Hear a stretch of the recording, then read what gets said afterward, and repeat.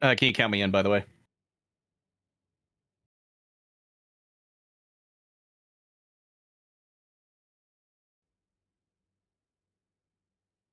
Ladies and gentlemen, boys and girls, friends and family beyond the binary, hello and welcome to Overwatch 2 action tonight for post-university esports. My name is Warren JuggleGod Hammond, and tonight I am joined on the mic by Frosty. How are you doing tonight? Doing really well. Doing really well. I am very excited about this match tonight. Got to cast a lot for a post university in the fall, but not Overwatch. This is there was no Overwatch team in the fall. This is a coming back together of the team. We did see them play last spring where they went 3 for 5. This year, gonna see if they can do a little bit better. Tonight is the first match of the season. They are going up against USM Blue Huskies.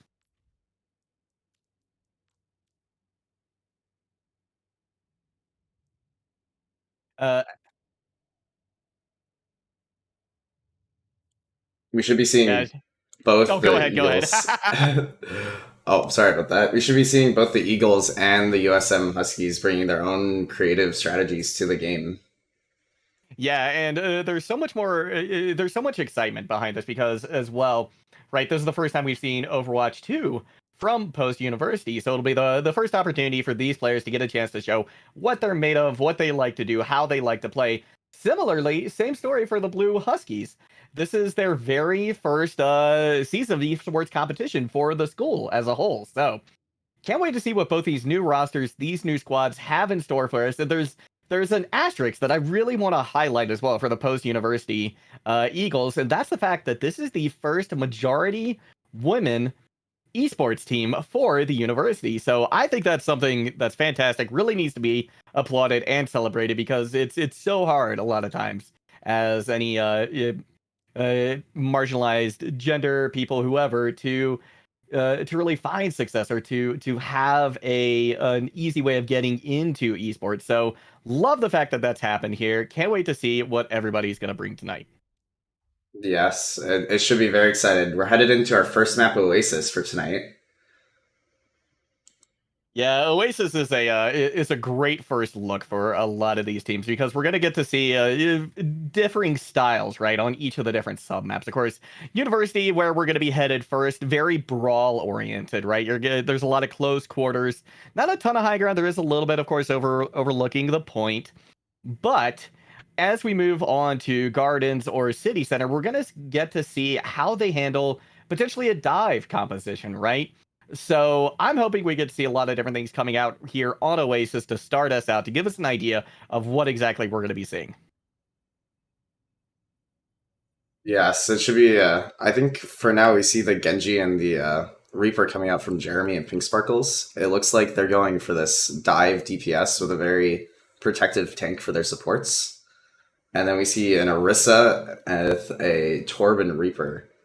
So it should be very brawly between the tanks and DPS.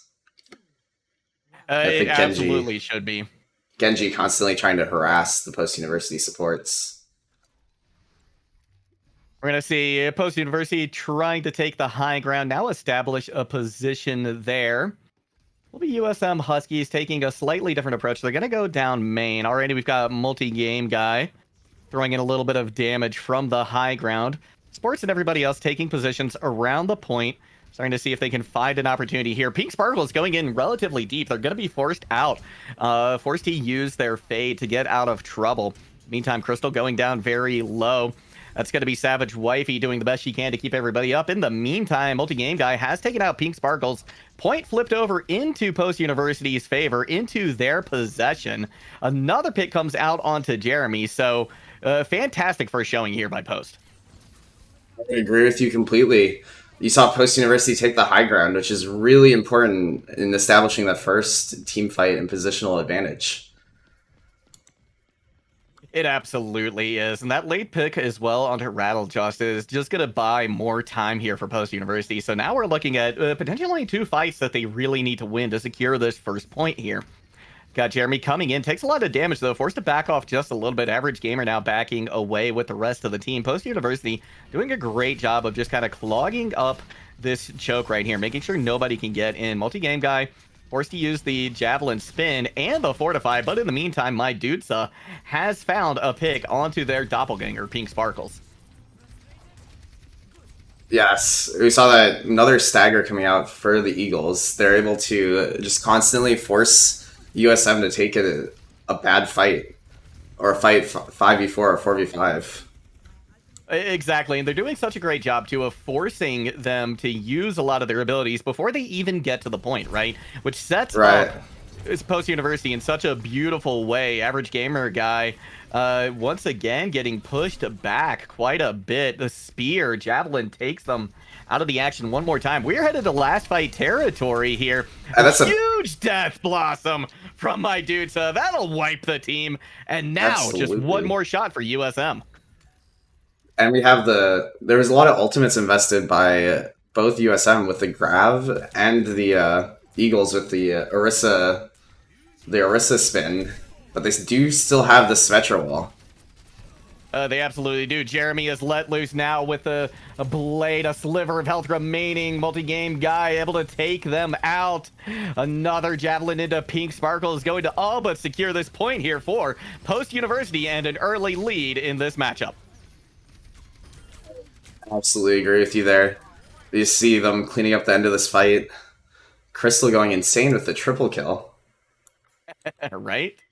Yeah, Crystal really playing out of their mind right there at the end. Great showing, honestly, from both the DPS players for Post University so far. The Eagles really showing they've got a good grasp of this brawl composition, which is really kind of the foundation. It's the bedrock for any good team, right? You want to have a good handle on this brawl composition. You want to know how it works inside and out, because it's almost always a great thing to fall back on regardless of what's happening. Absolutely. And you'll see that once a team figures out how to play the brawl composition, they really start working together. And it's a great thing to see from the Eagles working together so well, being a new team. Yeah, that is absolutely true. Gonna be sticking to their guns, both these squads, looking at a brawl composition here on City Center. More typically, we do see the dive come out, but you know what? If you've got a recipe for success, no reason to mess with it right here. That is what the Eagles are saying right now as they take the high ground position over point. And we see Dusa switch off from that Reaper, going onto an Ashe, which should be really good for this map. And Jeremy bites off a little bit more than they can chew, and with Lucio falling as well, Void Soul going back to spawn, should just be cleanup here for Post University as they take control of the point again.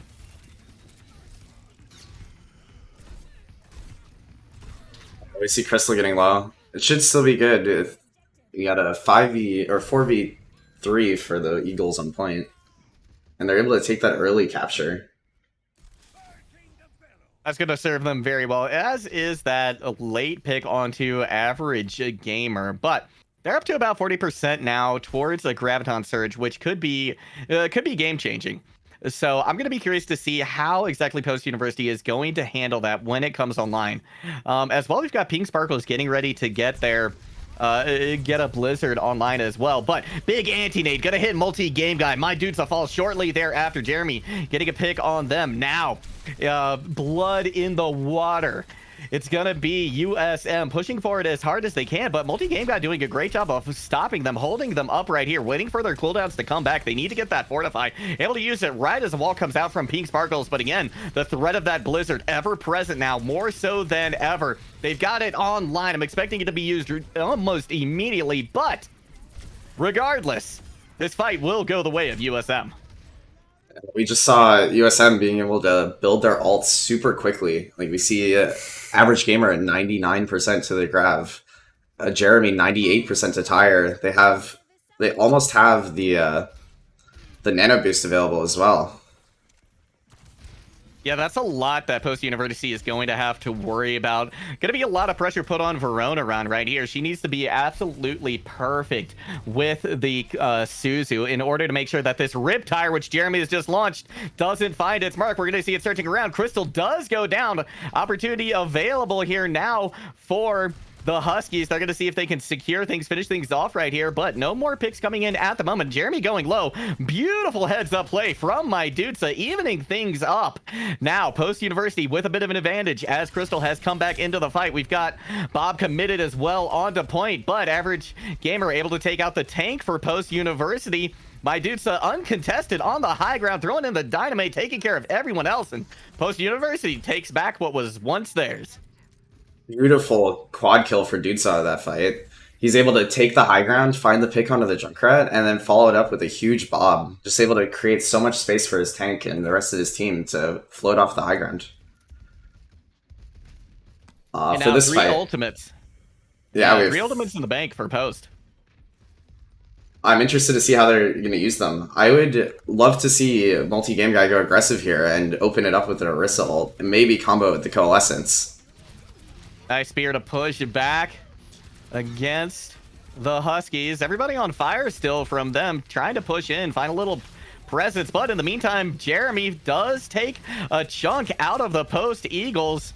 Multi-game guy still has the Terra Surge online, looking for an opportunity to use it. They get caught in a trap, but for a moment, Crystal's turret doing a lot of work as well. It's just going to be the May. Pink Sparkle's on point right now, having a hard time staying up, especially with Rattlejaw's gone. 99%, it is overtime. Beautiful Javelin coming out from multi-game guy, and that will be the first map going the way of Post.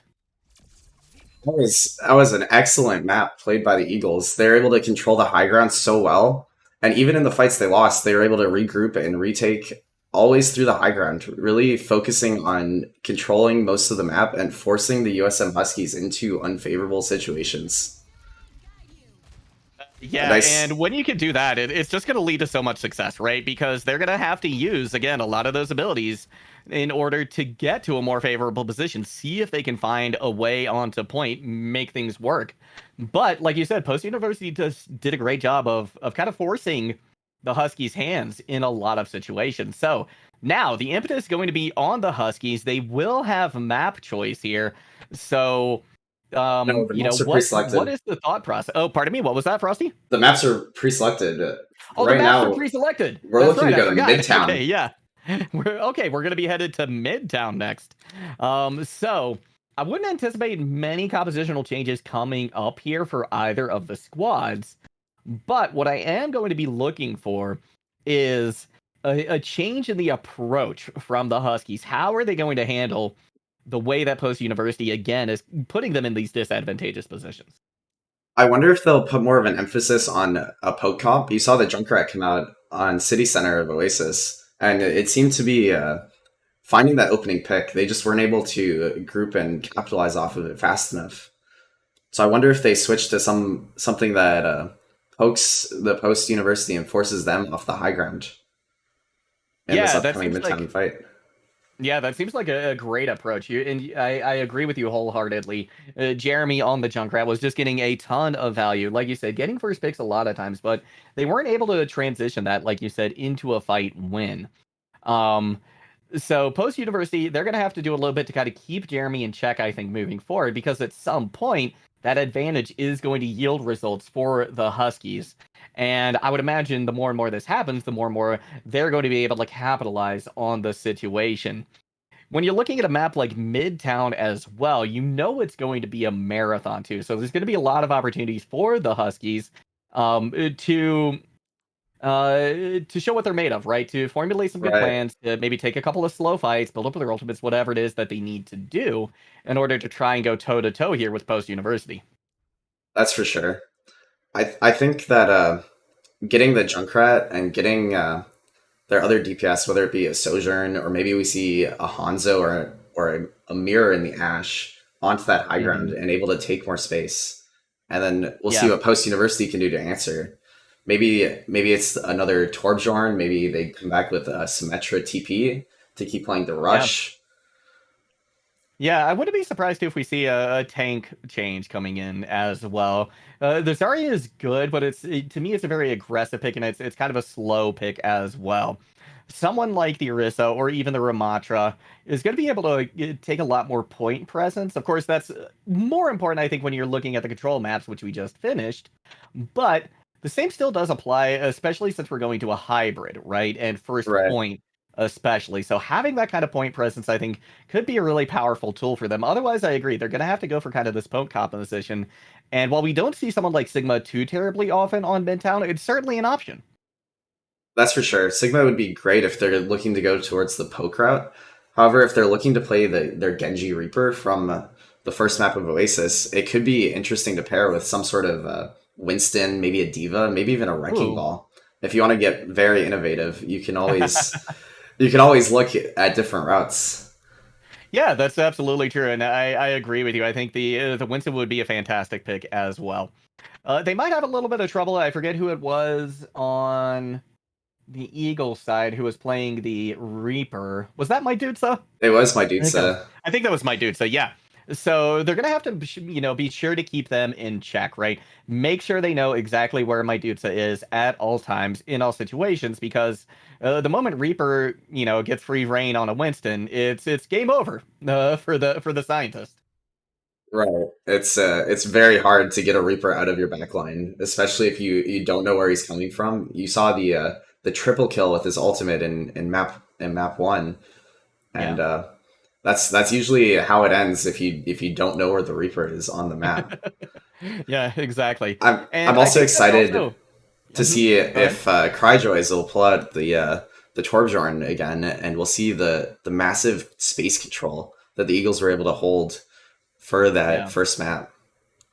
And that would go really, really well as to against the dive composition, right? Because you're gonna have to deal with that turret before you go in. You just have to, otherwise it's gonna be poking away at people constantly, and that's just gonna take resources. That's gonna take time. It's going to give USM a little bit of information as well about who's where, what they're doing, when to dive, when the attack is coming in. So uh very, very interesting ideas. I like the suggestion too for possibly a diva, because that's going to hold up a lot better against the Reaper. You do lose the utility of the bubble, which can be great for bursting down heroes, but your survivability goes up if you lock in that diva. But right now, survivability doesn't really seem to be necessarily the problem. Or well, we're talking about the Huskies. Right. So maybe that would And be a good option for them. Go the and diva route. right, go the diva route with the longer matrix. You're able to protect your Yeah. entire team, and it's especially effective against something like a Reaper or something like an Ashe and an Orisa, because you're able to just defense matrix all of those shots coming at your team. Yeah, you do get a lot of the same utility coming out from a Sigma. So again, do they want to go poke? Do they want to go dive? Right. I Right. love the suggestion of Wrecking Ball. You and I were chatting a little bit before the broadcast tonight, and I'm a Wrecking Ball main. I love it. Anytime I see it, I'm here for it. But it is a greedy pick as well, and I think that right now the Huskies need to focus a little bit more on protection for the entire team and survivability. So I'm not sure, in their case at least, the Wrecking Ball is the best pick. However, if they decide to go all in aggressive, get really greedy, they could absolutely make it work, especially seeing how Jeremy's been playing so far. That's for sure. I think I definitely think keeping that team protected will yield a lot better results, especially if the Junkrat and all of their poke heroes are able to stay in the fight long enough. Exactly. They need to try and take it slow. And honestly, I feel like that hasn't been a problem for them, right? They have played things slow. They understand that aspect of the composition, at least that they were running when we saw the Zarya come out. So it's clear to me that they've got that kind of pacing, so that could absolutely be a direction they go. I'm interested to see who both sides will lock in here. Let's see, any early locks from a team or any Yeah, we'll take hints? a let's take a peek right at defense first. We can talk a bit for sure about the Eagles. I'm always hesitant to talk too much about the attacking squad because they'll throw you off. These are the picks right now, but I guarantee you they're probably going to change 2 or 3 times by the time the That's for gate sure. opens. But no real difference here. We do have Mydudesa The um Sojourn. on the Sojourn, exactly. So that's going to provide a big amount of burst damage that not wasn't necessarily there in the previous fight, but I do like it. It also adds a lot of mobility to the squad. Right. The only thing I'm wondering about is how will he play this? Will he look to play more aggressive in a divey Sojourn with the Orisa rushing in, or will he look to just control the high ground and control the space? Yeah, those are both great questions, and a lot of it I think falls onto Veronaron as well. How is she going to help pocket this team? Because she could absolutely go in with Mydudesa pretty aggressively to see if they can just sustain in the backline until a pick comes in. That's Jeremy for sure. opting for the Bastion here. A lot of damage going the way of Post University, but so far, Multi-Game Guy doing a great job sustaining it, and those turrets from Crystal stopped that fight practically before it started. Those turrets hurt, especially when you get hit by all three. It feels like you can't move anymore. Yeah, exactly. It completely stops your roll. It's so hard to move anywhere. Of course, sorry, it does have the bubbles, but they're only gonna last so long. They only take 250, 300 damage Yeah. Yeah, and those turrets are gonna do easily that much damage as they get going. in A a few minute already. seconds.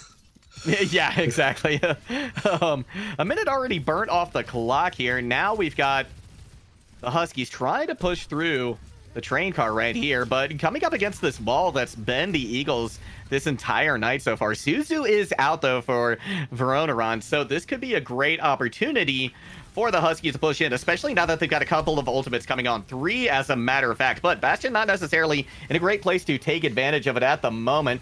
Mydudesa gets in a kill onto Void Soul, so now the Eagles gonna go for it very aggressively. They commit the Kitsune rush as well. Wow.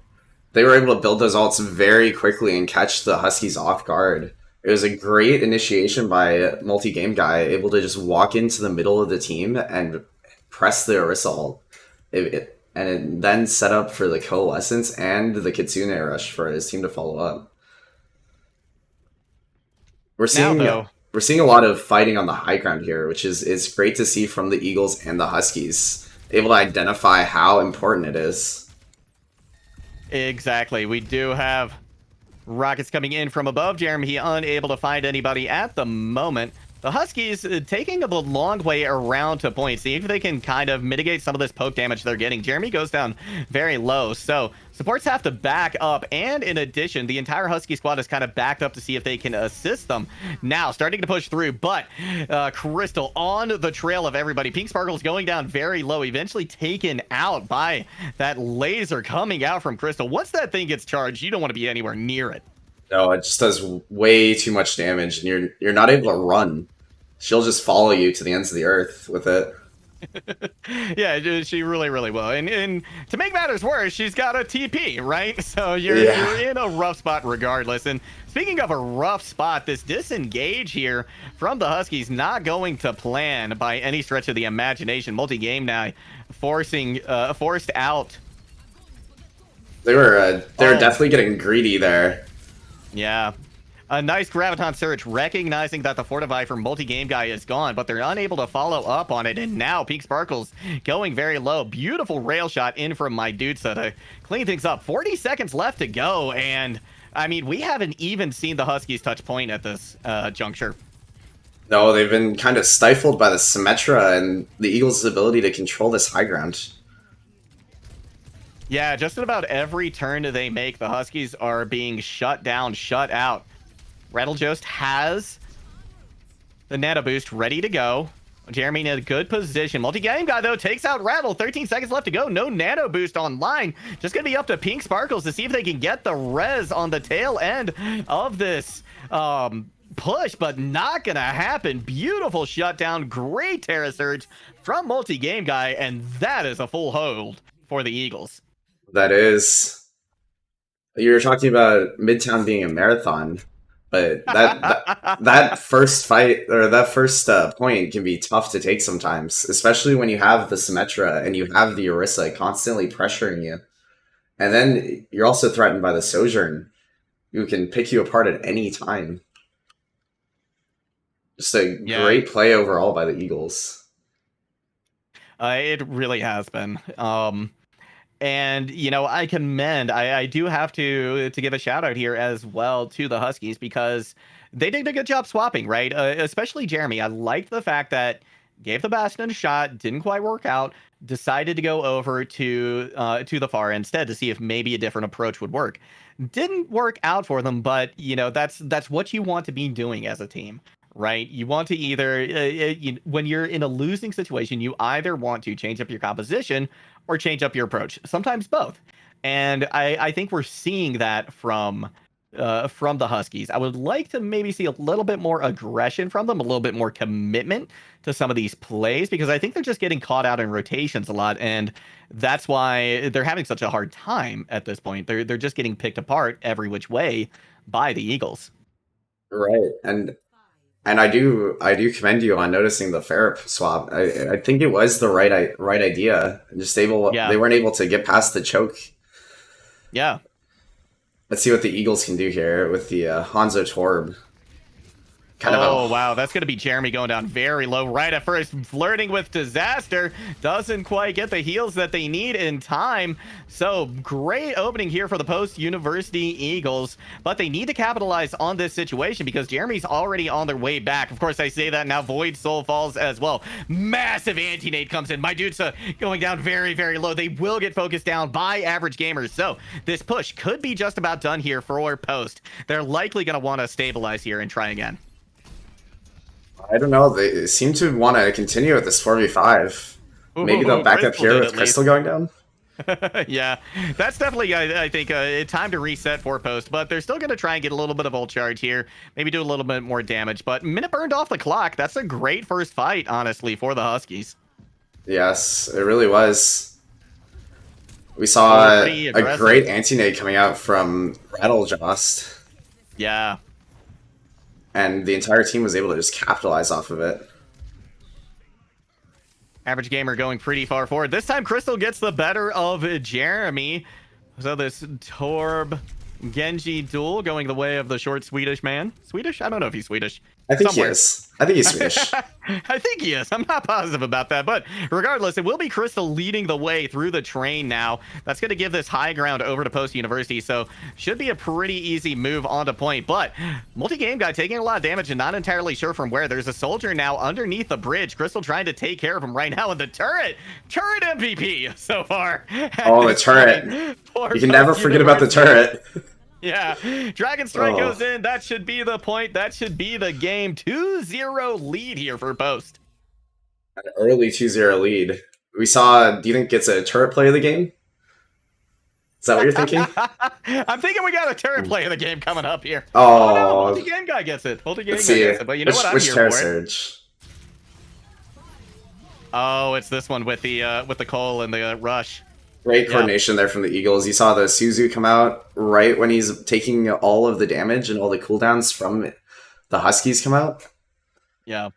And then you're able to the coalescence heal. Everything was just well timed from the Eagles. It really was. And I gotta give a gold star to multi-game guy. Just because the javelins that they're throwing are landing very frequently, and that's not an easy ability to hit. Very consistent with them.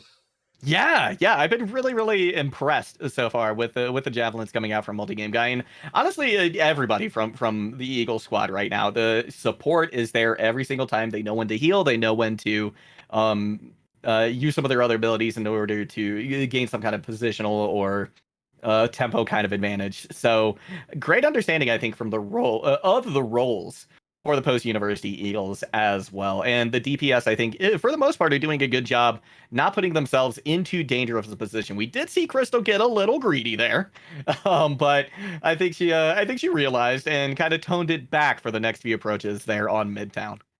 That's for sure. And you're also able to see her get her turret into a good position on those stairs and able to just free fire on the entire Huskies while they're trying to deal with all the pressure multi-game guy, Savagewifey, and Veronaron are putting on the point.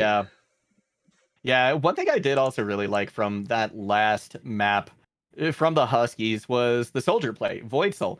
Void Soul did a very good job, I think, of taking an off angle, and it really bamboozled multi-game guy on that final approach. Of course, turret got the job done for the Huskies, or rather for the Eagles, so it wasn't much of an issue, but I do like seeing that awareness, that kind of heads-up play coming out from your DPS. That's for sure. And all of the off angles were really good for what they're trying to accomplish. Playing the soldier Hanzo, you Yeah. want you kind of want your Hanzo shooting from one side and then your soldier shooting from another, and you're just able to control so many sight lines. And on a map like Midtown, those sight lines are very important as they're the only ways you can get into the point. Yeah, I do. One of the things I really like about Menton, honestly, is the alternate routes to point and throughout the map as a whole. I think they did a very good job of that with this map. It's um actually something I feel like I've noticed more in Overwatch 2 than Overwatch 1 is some of these flanks tend to be a little bit more involved, a little bit more interesting, and fruitful to control for both sides, attack or defense. That's for sure. A good map that comes to mind is the push maps. How there are Right. all these intricate angles, small rooms Yeah. leading to interesting drop off points. Yeah, no, I agree wholeheartedly. I was playing New Queen Street actually last night at some point, and like I said, I'm a ball player, so I kind of know where all the megas are. That's your bread and butter as a wrecking ball player. You have to Right. know where they are. Found one I had no idea was there just the other night on New Queen Street, and it, They'll it was it surprise was you. kind of on like one of those off angles. Just someplace I'd never been. It's the one right out of Spawn. I don't know if you know which one I'm talking about, but it's right out of Spawn, either to your left or to your right. Basically, the closest building to Spawn. Had no idea there Yeah. was a mega there. Yeah. And then there's also the mini health pack down the stairs. Yes. If you Yep. go, yeah, Yep. I'm a big Yep. fan of that one, especially when you're playing a support or something of that nature. You're able to just Yeah. run back to it, and you're basically in spawn already. Yeah. The other one I love on that map too is the one underneath the statue, the hockey player, like right in the middle. So Oh few yeah, people it seems like know about that mega. And I'm just constantly on it as ball. it's like the mini inside of the King's Row statue.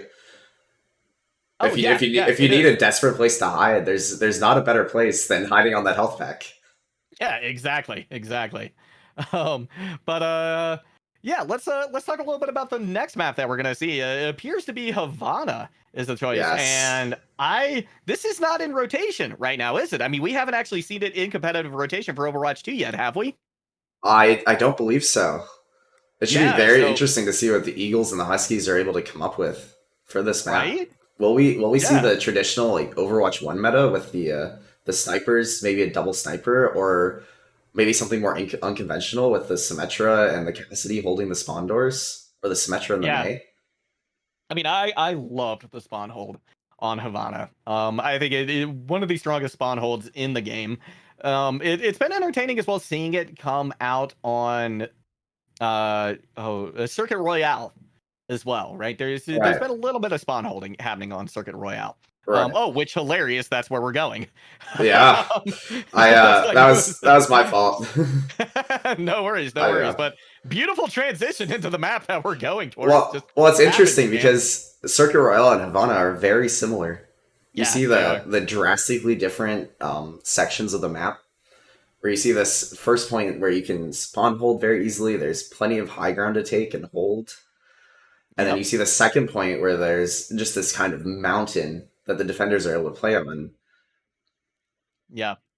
Yeah, that high ground is very fascinating to me because I remember watching a video a long time ago. These were Overwatch 1 days, and they talked about the rate of incline on stairs or ramps in Overwatch and how they found that they had to keep it very shallow, right? Not a very steep climb. And then Circuit Royale comes out and throws that out the window with I Just think look at this. the steepest ascension in the game, right? And I like it. I think it makes for some very fascinating, very interesting gameplay. It really does. I mean, you have an unsuspecting sniper here. You have the option for counterplay with a Tracer or Sombra, but you Yeah, also have this like devastating threat of a high ground. yeah. And some interesting ways to get behind them too. That tunnel underneath the stairs, I think is very underutilized Yeah, by a lot of players. And if you are having trouble with a sniper, don't want to be seen on the way in, yeah, this is a beautiful, beautiful hallway to go through and try to put pressure on the opposing squad. it We're also gonna see makes the if opposing Reinhardt. Oh, go ahead, yeah go ahead. it also makes the opposing team have to really think about their rotations. Like if your team is Yeah. playing on this corner with the cart or preparing to poke at this corner and you have a team pop up behind you, you have to really think on your feet for where do you rotate as the defenders. Yeah, you really do. It's a very dynamic, very interesting place to play. Reinhardt coming out from multi-game guy. Love to see it. Mydudesa takes a little bit of damage. Just gonna give that ult charge over to Savagewifey. I'm sure she is grateful for it. That coalescence was so useful in the last map. Turret's gonna go down. Multi-game guy again taking a little bit of damage, but nothing that Savagewifey can't handle at the moment. Though the heal juice going down pretty low. Jeremy forced to back away. They have swapped over to the tank position.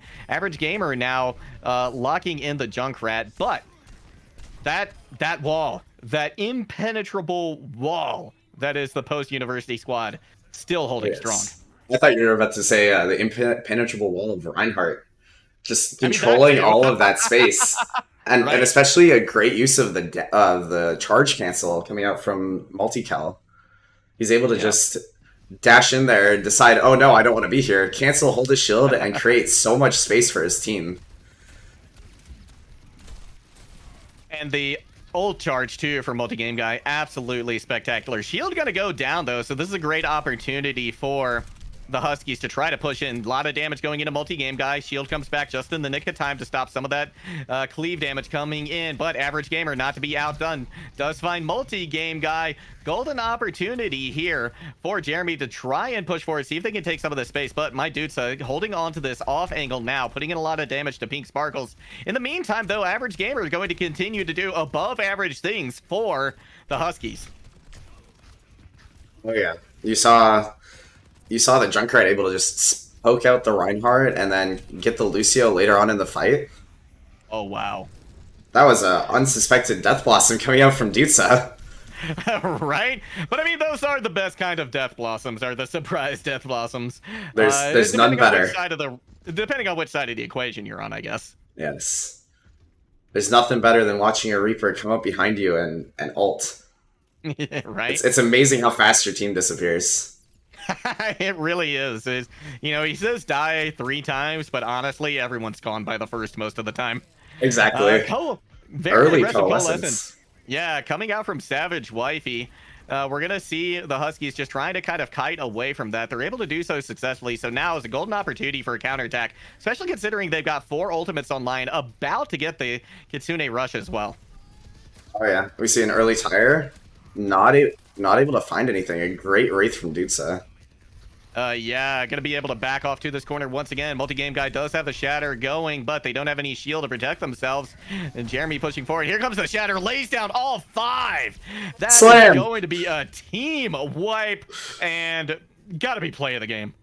I think so. At least the #1 contender so far. Oh yeah. We've still got a minute left on this attack, and then you know, there's some more time when Post University comes in. But at this point, the Huskies' back is against the wall. They have to make something here. They're going to be pushing into a Kitsune Rush, though. They do have the Ramatra ult coming out. We'll see it early on in the fight.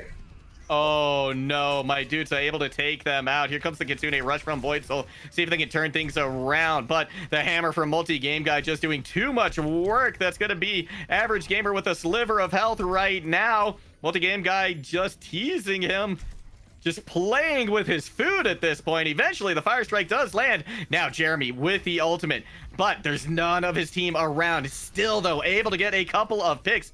Beautiful charge comes out, though, from multi-game guy. The finishing touch is put on it by Veronaron. Just a couple seconds left to go. Not much left here to do. Post University with a tremendous hold here on Circuit Royale. It reminded me of the spawn holds on Havana. Right? Where you see the Reinhardt controlling all of the space and able to build up the shatters so quickly. I mean, there's not much the Huskies could do there. I commend their efforts with the Ramatra. It was a very unique pick and a very interesting attempt at the solution. Yeah. I mean, I do like the matchup, right? I do like Ramatra versus Ryan. I think that it typically, or at least in my experience, it typically favors the Ramatra. To me, one of the big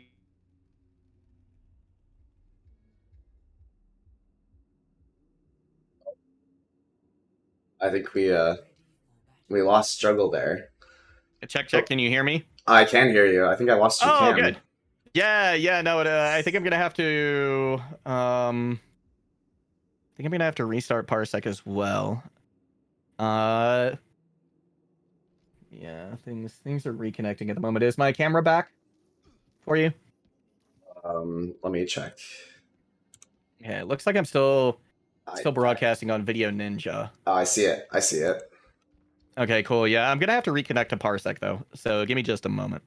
Okay, let me know if I have to accept a connection. Yeah, just sent you the connect request.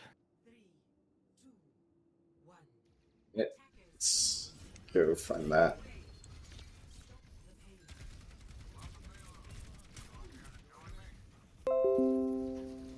Here we go. We're back in it. The There round you has go. started. Alrighty, we've got a little bit of an advantage here, but I say that, and Veronaron, she's going to take a trip back to spawn. In the meantime, good hold starting out here for the Huskies. And again, their back is against the wall. They have to win this map. Otherwise, this match is over, and that'll be a quick 3-0 win for the Huskies. Or rather, the Eagles. Yeah. Ooh. And now the car pushing forward. There's hardly anybody left here on the defense. Somebody gonna have to touch, but I don't think anybody's close by. The Roadhog just around the corner, not gonna be able to make it. And the post-University Eagles start out 2023 with a bang and a win in Overwatch 2. You couldn't have said it better. And I think you were right with the bet on the multi-game guy play the game. Yeah, I wasn't sure who was gonna get credited with it. You know, was it gonna be the Shatter? Was it gonna be the Torball. Yeah. But great showing overall from the Eagles, and good job too from the Huskies. Loved watching you all play. Some really standout moments as well from a lot of members of the team. But the story today, at least, is the Eagles. That's for sure. The Eagles were just able to control all of the space. They pushed forward and they were able to just hold the Huskies to those critical choke points on the maps. Yeah, they really were. I just sent you a DM really quickly in Discord, if you wouldn't mind checking that when you have a moment, Frosty. But yeah, the Eagles, I think it's a fantastic showing from them. We've seen great follow-up, everybody understanding their roles, understanding of tempo, pacing, things like that, and what they, not only how they need to win, but how they need to not lose, right? They were able to turn around a lot of fights that were 4v5 in favor of the Huskies and come away with a win. I'm thinking a lot about Oasis City Center in particular. That's for sure. They're able to win those fights down a player, which was incredible to see. Yeah, it really was. And something we haven't talked about, but I want to do it, is I want to shout you out as the manager of this squad as well. You've done a fantastic job with the Eagles so far. So love the work I'm seeing here. I love watching the Rocket League squad play in the fall, and it's clear that Post University Esports a very strong program. Can't wait to see how this team and all the other teams at Post progress throughout the season. Thank you very much. I'm excited to see the rest of the teams. I know this Overwatch team has big things coming for them, and they worked very hard, and all the credit goes to the players today. That's fantastic. Well, before we close things out here, before we sign off, any final parting words from you, Frosty?